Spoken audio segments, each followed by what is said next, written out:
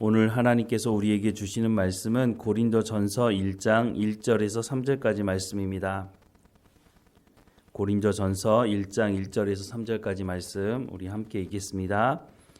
하나님의 뜻을 따라 그리스도 예수의 사도로 부르심을 받은 바울과 형제 소스데네는 고린도에 있는 하나님의 교회 곧 그리스도 예수 안에서 거룩하여지고 성도라 부르심을 받은 자들과 또 각처에서 우리 주 곧 그들과 우리의 주 되신 예수 그리스도의 이름을 부르는 모든 자에게 하나님 아버지와 주 예수 그리스도로부터 은혜와 평강이 있기를 원하노라.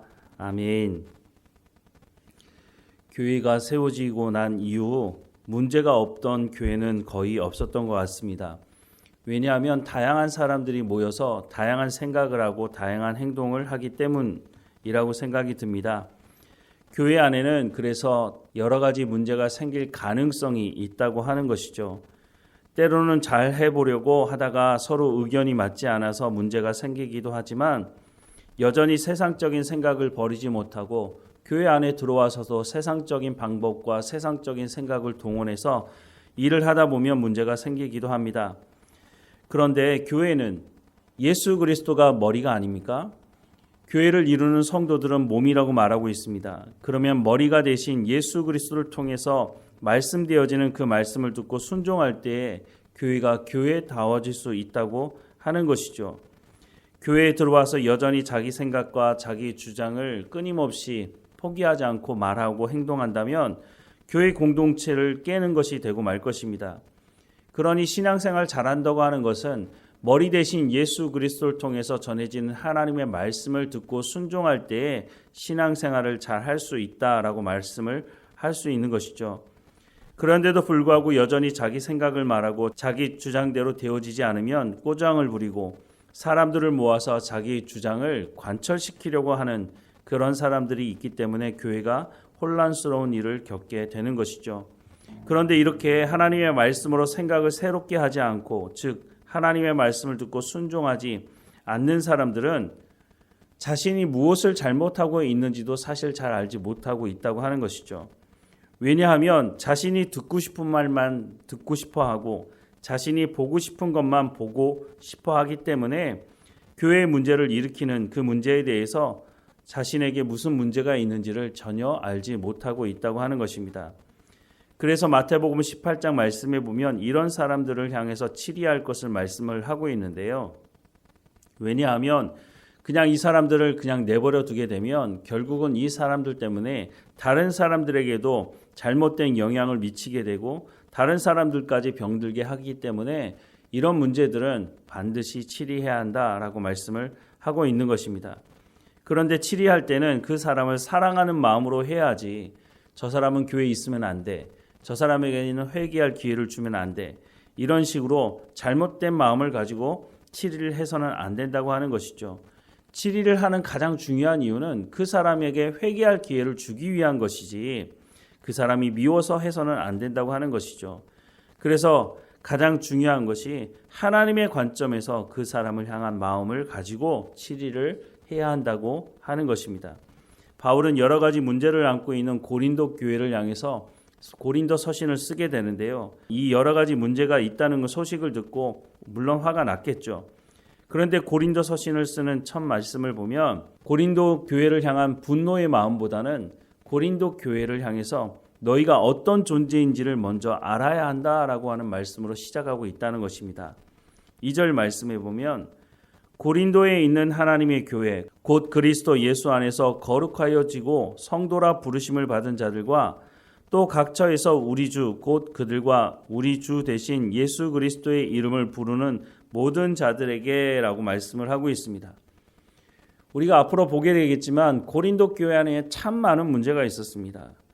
오늘 교회 안에도 있을 법하지 않은 그런 문제까지 고린도 교회 안에 있었던 것을 보게 되는데요. 그런 교회를 향해서 바울이 첫 번째 말을 꺼내는 것은 하나님의 교회라고 말씀을 하고 있다는 것입니다. 하나님의 교회라고 말하면서 덧붙이는 말씀은 그리스도 예수 안에서 거룩하여지고 성도라 부르심을 받은 자들이라고 말씀을 하고 있습니다. 하나님의 교회, 즉 거룩한 사람들이라고 소개하고 있는 것이죠. 거룩이 뭡니까? 성경에서 말하는 거룩은 세상과 구분이 되는 것입니다. 여기서 말하는 세상은 죄가 관영한 세상을 말하는 것이죠. 즉 거룩은 죄가 없는 것을 말하는 것입니다. 그렇다면 성경에서 말씀하는 죄는 하나님의 말씀을 듣지 않고 불순종하는 것을 의미하는 것이라고 하는 것을 알 수가 있는 것입니다. 그러면 하나님은 하나님의 말씀에 무조건 주인이 노예에게 강제적으로 내 말을 따르라 라고 하는 그 의미로 하나님께서 순종을 요구하시는 걸까요? 그렇지 않습니다. 하나님께서 요구하시는 순종의 가장 큰 수혜자는 하나님이 아니고 사실 그 말씀에 순종하는 사람입니다.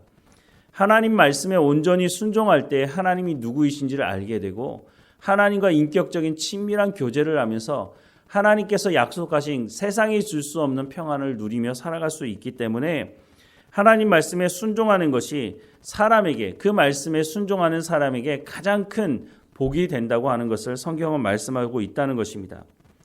레위기 19장 말씀을 보면 거룩에 대한 말씀을 하고 있는데 예를 들자면 9절부터 14절 말씀에 너희가 너희 땅에서 곡식을 거둘 때에 너희 밭 모퉁이까지 다 거두지 말고 내 떨어진 이삭도 줍지 말며 내 포도원의 열매를 다 따지 말며 내 포도원에 떨어진 열매도 줍지 말고 가난한 사람과 거류민을 위하여 버려두라. 나는 너희의 하나님 여호와이니라. 너희는 도둑질하지 말며 속이지 말며 서로 거짓말하지 말며 너희는 내 이름으로 거짓 맹세함으로 내 하나님의 이름을 욕되게 하지 말라.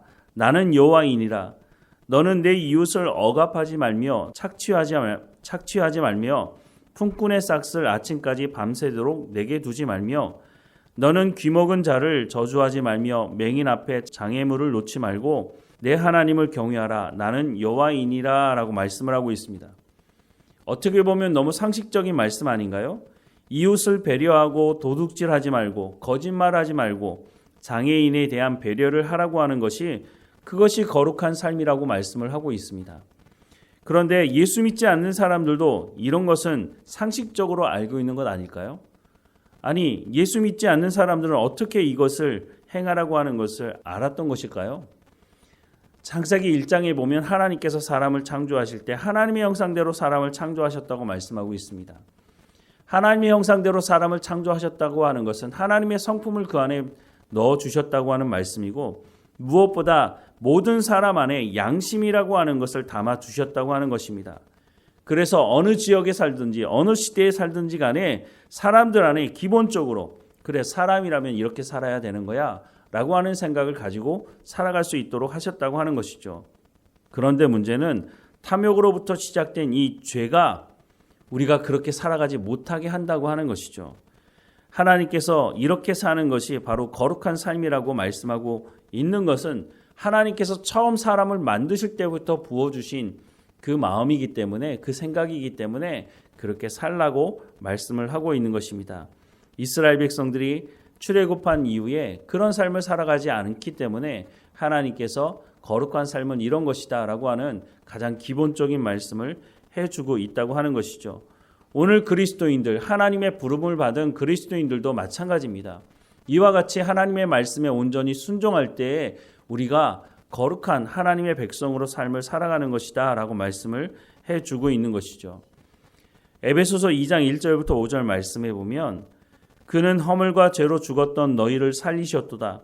그때 너희는 그 가운데서 행하여 이 세상 풍조를 따르고 공중의 권세 잡은 자를 따랐으니 곧 지금 불순종의 아들들 가운데서 역사하는 영이라. 전에는 우리도 다 그 가운데서 우리 육체의 욕심을 따라 지내며 육체와 마음에 원하는 것을 하여 다른 이들과 같이 본질상 진노의 자녀이었더니 긍휼이 풍성하신 하나님이 우리를 사랑하신 그 큰 사랑을 인하여 허물로 죽은 우리를 그리스도와 함께 살리셨고 너희는 은혜로 구원을 받은 것이라. 우리는 그가 만드신 바라 그리스도 예수 안에서 선한 일을 위하여 지으심을 받은 자니 이 일은 하나님이 전에 예비하사 우리로 그 가운데서 행하게 하려 하심이니라 라고 말씀을 하고 있습니다. 우리도 어떤 사람들이었다고요?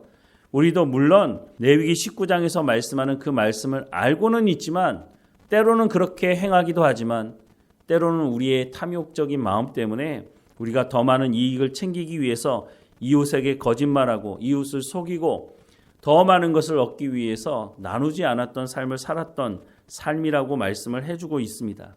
하지만 우리는 이제 더 이상 그 자리 가운데 머물며 살아가는 사람들이 아니라 하나님의 전적인 은혜로 예수 그리스도의 십자가 사건을 통해서 하나님의 부름을 받아 죄 용서함을 받고 하나님과 친밀한 인격적인 교제 가운데 부름을 받았으니 이제는 그에 합당한 삶을 살아가는 것이 마땅하다라고 하는 것을 말씀해주고 있는 것이죠. 그래서 우리가 어떤 존재인지, 우리가 어디로부터 구원받은 존재인지를 분명히 성경은 우리 가운데 말씀해주고 있다고 하는 것입니다. 바로 고린도 교회를 향해서 서신을 쓰고 있는 바울이 이것을 말씀하고 있는 것입니다. 너희가 어떤 존재인지를 깨달아 알라는 것입니다. 물론 그 안에 많은 문제가 있지만 그 문제를 일으킨 그것은 너희가 예수님을 믿지 않던 그런 시대에 살아갔던 그때에 너희가 저질렀던 일이 아니냐? 하지만 이제는 너희가 예수 그리스도의 십자가 사건을 통해서 부름받고 죄의 용서함을 받았고 하나님의 교회, 거룩한 삶을 살아가도록 부름받은 사람들이니 이제는 그 옛습관, 옛사람을 벗어버리고 새 사람을 입고 하나님의 말씀을 듣고 순종하는 삶을 통해서 너희가 그에 합당한 하나님의 부르심에 합당한 삶을 살아가라고 말씀을 해주고 있다고 하는 것입니다. 우리가 누구인지를 알아야 우리가 제대로 된 삶을 살아가지 않겠습니까? 성경은 우리가 누구인지를 분명히 말씀해주고 있습니다. 물론 우리가 예수님을 만나기 전에는 어떤 사람인지도 분명히 성경은 말씀해주고 있다고 하는 것이죠. 그렇다면 우리가 이전의 삶으로 옛사람으로 살아갔던 그 삶으로 돌아가지 말라라고 하는 이 말씀도 귀를 기울여 들어야 할 것입니다. 나는 어디에 서 있고 나는 어느 방향으로 가야 하는지를 성경은 말씀해주고 있습니다.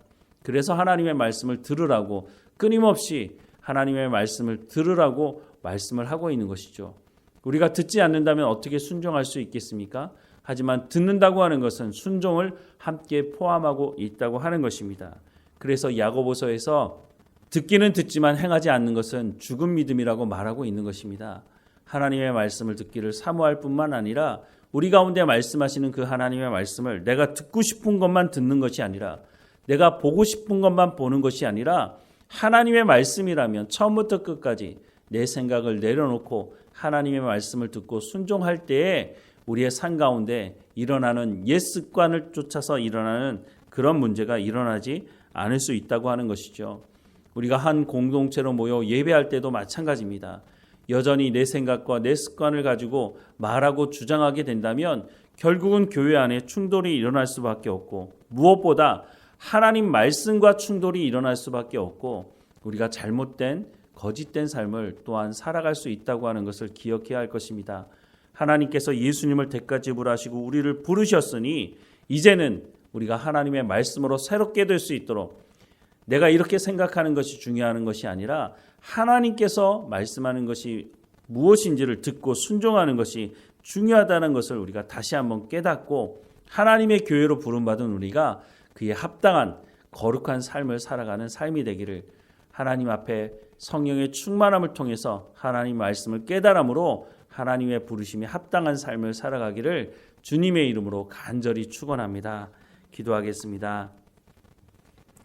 사랑하는 하나님, 우리를 예수 그리스도의 십자가 사건을 통해서 부르시고 하나님의 말씀을 듣게 하시고 순종하도록 부름을 받은 우리가 이제는 그 부름에 합당한 삶을 살아갈 수 있도록 은혜를 허락해 주옵소서.